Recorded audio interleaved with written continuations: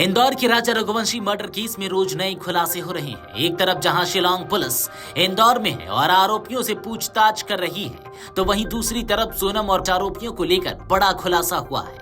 खबरों की माने तो शादी से पहले सोनम ने आरोपियों को एक होटल में बुलाया था और कहा जा रहा है कि सोनम ने इस होटल में ही राजा की हत्या की साजिश रची थी। इंदौर के अवंती रेस्टोरेंट में ही सोनम और आरोपियों ने इकट्ठे होकर साजिश रची थी। और तो वहीं इन सब से बेखबर राजा रघुवंशी अपनी एक नई जिंदगी के बारे में सोच रहा था।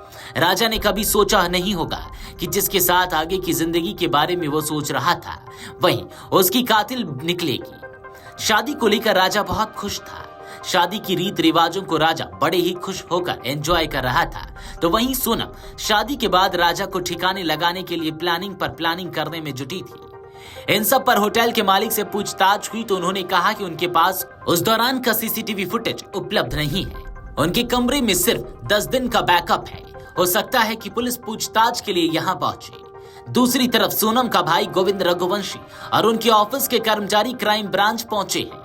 ऑफिस स्टाफ के कर्मचारियों से सोनम के व्यवहार को लेकर शिलांग पुलिस पूछताछ कर रही है। गोविंद ने कहा कि मुझसे कोई पूछताछ नहीं हुई है।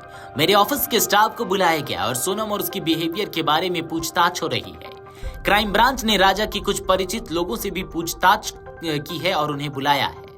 बता दें कि सोनम का परिवार फर्नीचर में इस्तेमाल होने वाली सनमाइका शीट का कारोबार करता है और वह गिरफ्तारी से पहले तक अपने पारिवारिक प्रतिष्ठान का कामकाज संभाल रही थी। स्थानीय पुलिस के मुताबिक राजा रघुवंशी हत्याकांड की साजिश रचने का आरोपी राज कुशवाहा हालांकि 12वीं फेल है, लेकिन वह इस प्रतिष्ठान में बतौर लेखापाल का काम करता था, जहां सोनम से उसकी कथित नजदीकियां बढ़ी। सोनम अपनी और राज के बीच होने वाली बातों को छिपाने के लिए दूसरे नंबर से उससे बात किया करती थी। गौरतलब है कि सोनम ने 1 मार्च से लेकर 8 अप्रैल के बीच संजय वर्मा के नाम से सेव नंबर पर कई बार कॉल की। इस दौरान सोनम और संजय वर्मा के नाम से सेव नंबर पर घंटों बातचीत की बात सामने आई। कभी कभी तो कॉल रात के 12 बजे से शुरू होकर रात के 2 बजे कट होता था।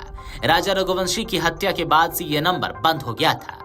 माना जा रहा है किसी फोन नंबर पर बात करने के दौरान राज और सोनम ने राजा की हत्या की प्लानिंग की होगी। आरोपियों ने राजा की हत्या के लिए अलग से सिम खरीदी थी, जो हत्या के बाद बंद करके फेंक दी गई।